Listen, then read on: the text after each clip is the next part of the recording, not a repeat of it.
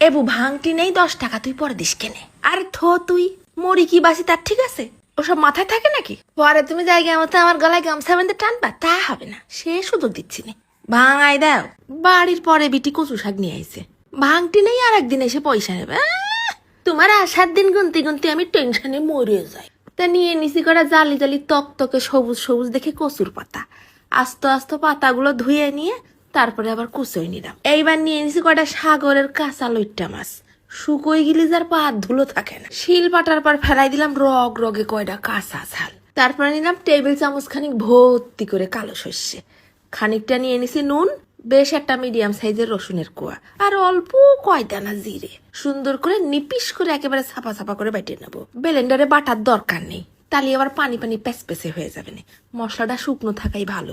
তারপরে দিচ্ছি হাফ চা চামচের মতন একটুখানি হলদির গুঁড়ো, আর ঘপ ঘপ করে বেশ খানিকটা সর্ষের তেল। এবার দিয়ে দিলাম 1 পিস পুরোটা লেবুর রস।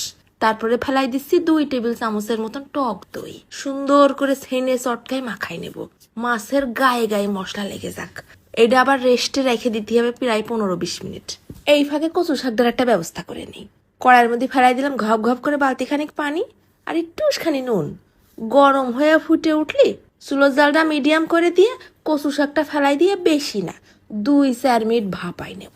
গাল টাল যেন না চুলকায়, অত রিক্স নিয়ে লাভ আছে? শেষে পিঠ চুলকনি নিয়ে বসতে হবে না জিবলে চুলকানোর জন্য।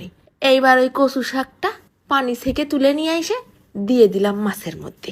নিয়ে নিছি একটা স্টিলের টিফিন বাক্স, তার মধ্যে একে একে সব কচু শাক আর মাছ আলতো করে বসাই দিয়ে ঢালে দেবো ঘপ ঘপ করে আরো খানিকটা সর্ষের তেল। এইবার নিয়ে নিছি একটা সসপ্যান, ভর্তি করে বালতি খানিক পানি দিছি, তলে বসাই দিলাম আর একটা বক্সের ঢাকনা, তার উপরে টিফিন বাক্সটা বসাই দিয়ে উপরে আবার নুড়াটা ভর দিছি, না হলে কাটকুট হয়ে যেতে পারে। মিডিয়াম আছে রেখে দিলাম প্রায় আধা ঘন্টা। মুখ খোলার পর দেখো দিনই ঘিরানেরটা যা বেরোচ্ছে না, কাঁচা লইট্টা সিদ্ধ হতে সময় লাগে নাকি, একদম মুলায়েম সিদ্ধ হয়ে গেছে। নিয়ে নিছি গরম গরম ধোঁয়া ওড়া ভাত। একটু ভয়ে ভয়ে ছিলাম, তাই আগাম প্রস্তুতি 1 পিস লেবু নিয়ে এসে বইছি। তা বিশ্বাস কর বুন্ডি, চিপড়ানো লাগেনি। মশলা মশলা কচু শাকটা ভাতের সাথে মাখাই নিয়ে গালে যখন তুলে দিলাম রে সোনা, কি একটা স্বাদ যে জিভলে যে লাগলো।